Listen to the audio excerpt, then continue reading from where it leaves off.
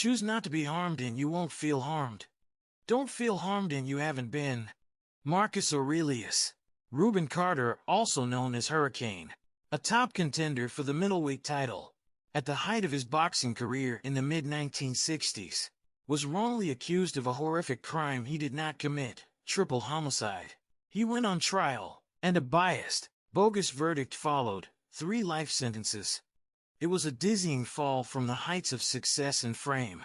Carter reported to prison in an expensive, tailored suit, wearing a $5,000 diamond ring and a gold watch. And so, waiting in line to be entered into the general inmate population, he asked to speak to someone in charge. Looking the warden in the eye, Carter proceeded to inform him and the guards that he was not giving up the last thing he controlled, himself. In his remarkable declaration, he told them, in so many words, "I know you had nothing to do with the injustice that brought me to this jail, so I'm willing to stay here until I get out. But I will not, under any circumstances, be treated like a prisoner because I am not and never will be powerless." Instead of breaking down as many would have done in such a bleak situation, Carter declined to surrender the freedoms that were innately his attitude, his beliefs, his choices, whether they threw him in prison or threw him in solitary confinement for weeks on end. Carter maintained that he still had choices that could not be taken from him even though his physical freedom had been. Was he angry about what happened? Of course, he was furious. But understanding that anger was not constructive, he refused to rage. He refused to break or grovel or despair. He would not wear a uniform, eat prison food, accept visitors, attend parole hearings, or work in the commissary to reduce his sentence. And he wouldn't be touched. No one could lay a hand on him, unless they wanted a fight. All of this had a purpose. Every second of his energy was to be spent on his legal case. Every waking minute was spent reading law books, philosophy, history. They hadn't ruined his life, they just put him somewhere he didn't deserve to be, and he did not intend to stay there. He would learn and read and make the most of the time he had on his hands.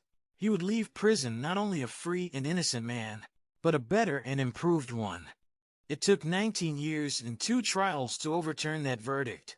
But when Carter walked out of prison, he simply resumed his life. No civil suit to recover damages.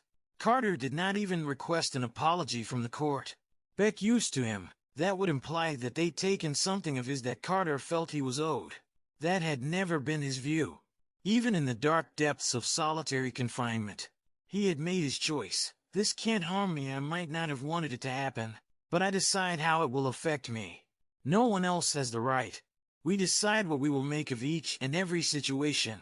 We decide whether we'll break or whether we'll resist. We decide whether we'll assent or reject.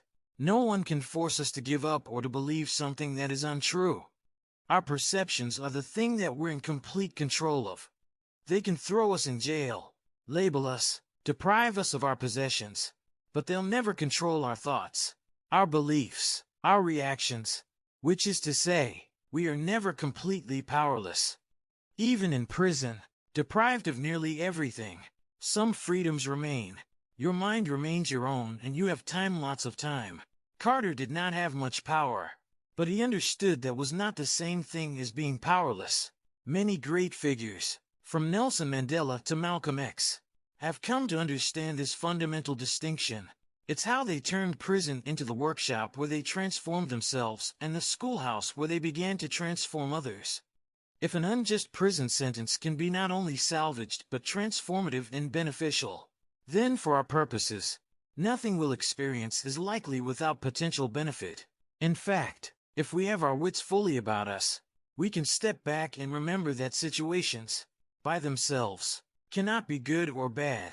This is summiting a judgment that we, as human beings, bring to them with our perceptions. To one person a situation may be negative.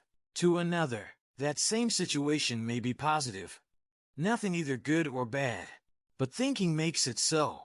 As Shakespeare put it,